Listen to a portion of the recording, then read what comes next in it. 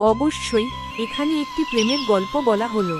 একদিন শুভ্র নামের একটি ছেলে গ্রামের পাশে নদীর ধারে বসেছিল।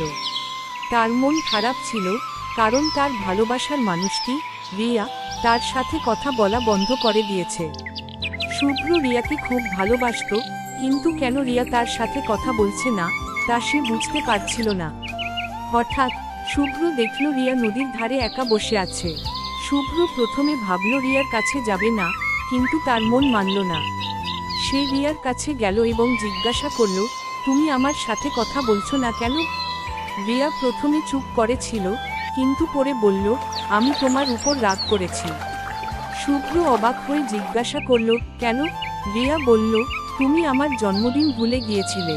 শুভ্র মনে করার চেষ্টা করল, কিন্তু তার মনে পড়ল না।